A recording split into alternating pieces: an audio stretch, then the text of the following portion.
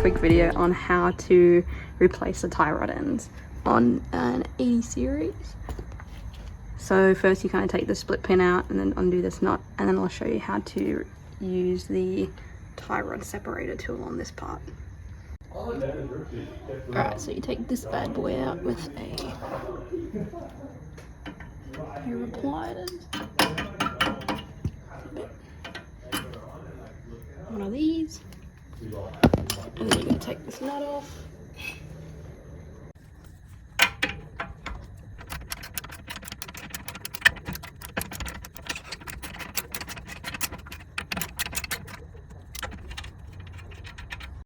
Alright, so this is the tie rod separator tool. You can hit these out with a sledgehammer like we used to back in the day, but you may as well just buy one of these. They are only $36 and it makes your life a hell of a lot easier. This is my one. There are many like it, but this one is mine. Hey! This is my rifle. There are many like it, but this one is mine. Alright, so this is how you chuck them on. You just shove it in here and give it a few light taps. And you start tightening it. And you tighten it and tighten it and tighten it.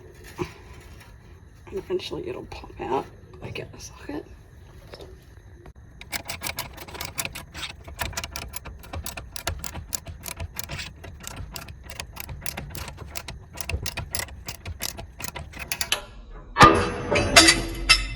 So as you would have just seen, this can make a pretty loud bang when it comes off. So just be prepared for that.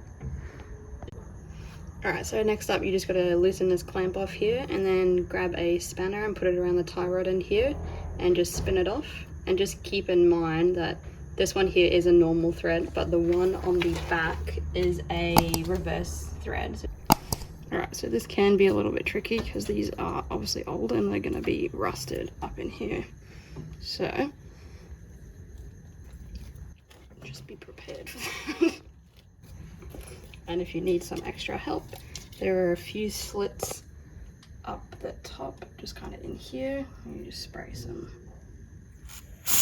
bit of lube in there. Hopefully that helps. So the reason you count the amount of turns to take off the tie rod is so you can use the same amount of turns to put the new one on. For example, mine was 41 turns to take it off, so it'll be 41 turns when putting the new one on. This is what holds your wheel alignment. 39, 40, 41, so 41 turns. Tie rod is out, and another thing is, so fortunately with old cars you can kind of see here where the dirt stops and when the rust marks start. And if you've forgotten how many turns you've done while taking this out, you can count each of these threads, and each of these threads is one rotation. So you can go along and count all of these, and for me, I counted 41 turns as I was taking it out, so there's 41 threads across here, and that's just another helpful thing, I suppose. Alright, so in the unlikely circumstance that you come across this, where the new thread is just a little bit longer than the old one, I've just come up with a way to measure it. So what we're going to do is the center of the ball joint here to the rust mark on the old one, and measure that from point to point, which is 77.61. You go and you grab the new one and you put it in here and you tighten it most of the way up, and you measure from this point here to, once it's wound the whole way in, the center of this ball joint should be hitting just here. This is just kind of a rough way of doing it. It shouldn't matter too much because you should be getting a wheel alignment after this, but it's enough to kind of get you to the tie shop.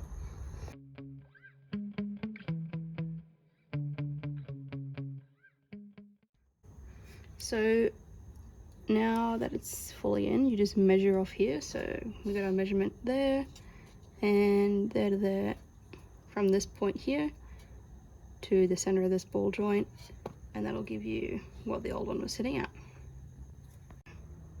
So now it's pretty much everything in reverse. So we put this one back on, you tighten that up,